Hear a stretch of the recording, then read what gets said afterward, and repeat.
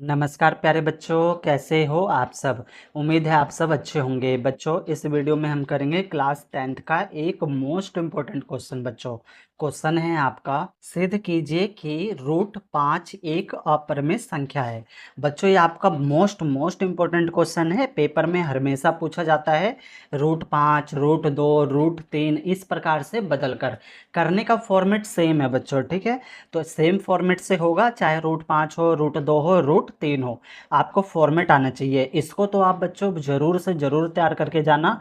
Paper में आपका 3 से 4 नंबर का हर एक साल आता ही आता है। तो देखो बच्चों, इसको हम कैसे करेंगे। तो हमें सिद्ध करना है रूट 5 एक अपरिमेय संख्या है। तो पहले हम इसका उल्टा मान लेंगे कि रूट 5 एक परिमेय संख्या है। तो देखो इसको आंसर यहाँ पे हम मान लेंगे, माना रूट 5 एक परिमेय संख्या है। परिमेय परिमेय संख्या है।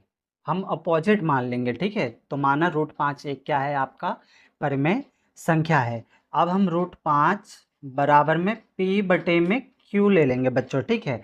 जहाँ पे p व q सभाज्य संख्या, यहाँ लिखेंगे p व q सअभाज्य संख्या है।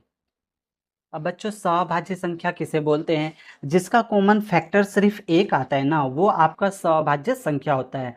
तो रूट 5 बराबर p बटे क्यू हमने ले लिया, क्योंकि परिमेय संख्या माना है।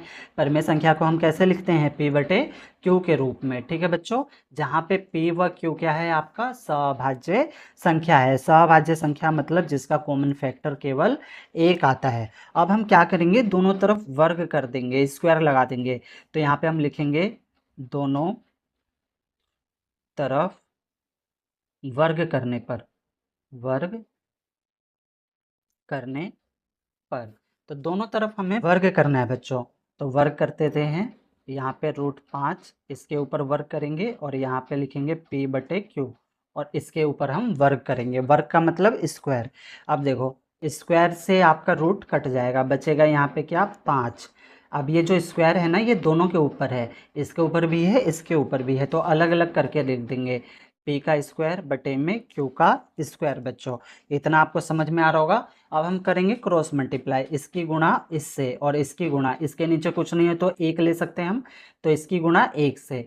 पी स्क्वायर की गुणा एक से करेंगे तो पी स्क्वायर ही आएगा, और 5 की गुणा क्यू स्क्वायर से करेंगे तो 5q स्क्वायर आएगा बच्चों।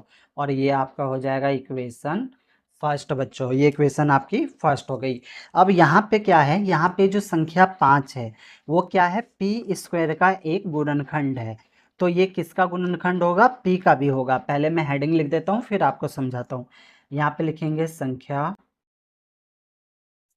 5 p स्क्वायर का एक गुणनखंड है।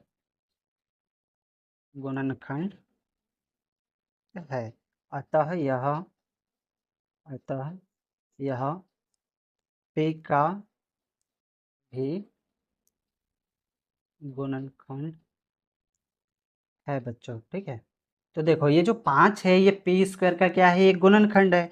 अतः यह अगर स्क्वायर हटा दिया जाए दोनों पे से तो बराबर हो गए दोनों, है ना। देखो अभी क्या है, ये आपका p square equal to 5q square है।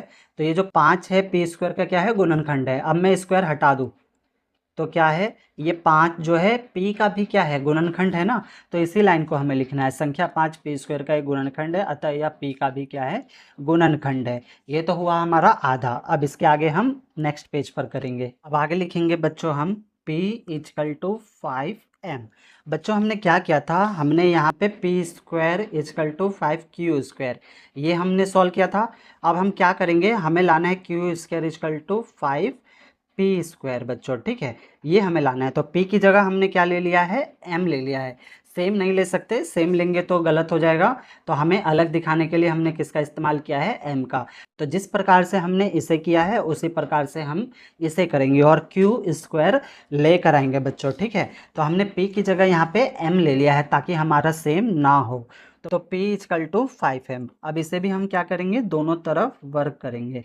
तो लिखेंगे दोनों तरफ वर्ग करने पर बच्चों, ठीक है। तो इधर भी हम वर्क कर देंगे, तो हो जाएगा आपका पी का स्क्वायर, और इधर हम करेंगे तो 5m का आपका हो जाएगा स्क्वायर। अब ये हो गया पी स्क्वायर इजकल टू 5 को 2 बार गुणा करेंगे तो 5 पंचे 25 m का स्क्वायर हो जाएगा बच्चों। ये जो स्क्वायर है इसके ऊपर भी है, इसके ऊपर भी है। 5 को 2 बार करेंगे तो 5 पंचे 25, और ये हो गया आपका m का स्क्वायर। अब बच्चों हमने जो पीछे किया था, यहाँ पे देखो, यहाँ पे हमारा क्या निकला था आपका पी स्क्वायर बराबर क्या निकला था आपका 5q स्क्वायर, है ना। पी स्क्वायर बराबर किसके है, 5q स्क्वायर के है इक्वेशन फर्स्ट में। और यहाँ पे हमारे पास क्या है पी स्क्वायर, तो इस पी स्क्वायर को हटा के हम क्या रख देंगे 5q स्क्वायर, ठीक है बच्चों। तो यहाँ पे लिखेंगे put p square equal to 5q square from equation first. पहले इक्वेशन से हमने पी स्क्वायर बराबर 5q स्क्वायर ये उठाकर हम यहाँ पर रखेंगे। तो चलो इसको हम रखते हैं, तो पी स्क्वायर हटा देना है, इसकी जगह हमें 5q स्क्वायर लिखना है। 5q स्क्वायर इजकल टू ये 25 m का हो जाएगा आपका स्क्वायर। अब 5 से 25 आपका कट जाएगा, तो 5 एकम 5, 5 पंचे 25, बचा आपका क्यू स्क्वायर, और ये बचा आपका 5m स्क्वायर। तो देखो बच्चों सेम फॉर्मेट बन गया ना आपका, यही वाला p square equal to 5q square, और यहाँ पे q square equal to 5m square. अब ये 5 क्या है, क्यू स्क्वायर का एक गुणनखंड है। तो यहाँ पे हम लिखेंगे संख्या 5। हेडिंग लिखना बच्चों बहुत ज़रूरी है, ये 4 से 5 नंबर में आपके पेपर में आता ही आता है।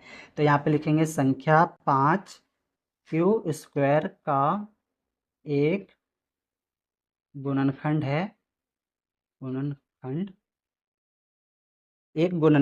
अतः यह क्यू का भी गुणनखंड है बच्चों, ठीक है। तो ये चीज़ें मैंने आपको पीछे समझा दिया था। अब इसका मतलब क्या हुआ, जो 5 है वो P और Q दोनों का गुणनखंड हुआ है ना, हमने यही तो सॉल्व किया। इसका मतलब क्या है, ये जो 5 है वो P का भी गुणनखंड है और Q का भी गुणनखंड है। हमने यही तो सॉल्व किया था, पहले हमने इसे किया फिर हमने इसे किया। तो इसको भी हम हेडिंग के साथ लिख देंगे 5 P व Q का उभयनिष्ठ गुणनखंड है। उभयनिष्ठ मतलब दोनों का, उभयनिष्ठ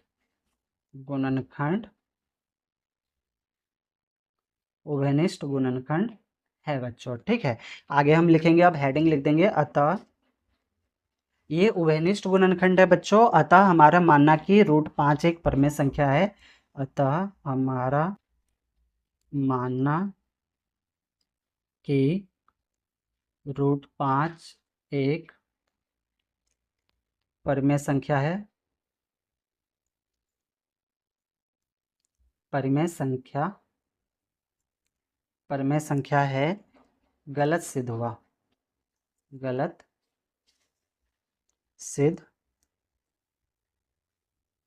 हुआ। इसके बाद लिखेंगे इसलिए √5 एक अपरमेय संख्या बच्चों, अपरिमेय संख्या है। और नीचे हम लिख देंगे प्रूव, ठीक है बच्चों। इसको आप अच्छे से तैयारी कर लेना, नहीं समझ आए तो बच्चों 2 बार 3 बार वीडियो को आराम से अच्छे से देखना, आपको जरूर आ जाएगा। 1-2 बार प्रैक्टिस करना कॉपी पे। मैथ होता है बच्चों, मैथ को सॉल्व किया जाता है, जितना आप सॉल्व करोगे उतना आएगा। जब 1-2 बार आप सॉल्व करोगे तो आपको अच्छे से आ जाएगा। फिर भी बच्चों सवाल में कहीं पर भी डाउट हो, कोई चीज़ नहीं समझ आया हो, तो वीडियो को एक बार और प्ले करके देखना, आपके सारे डाउट ना बच्चों क्लियर हो जाएंगे। ओके, धन्यवाद बच्चों।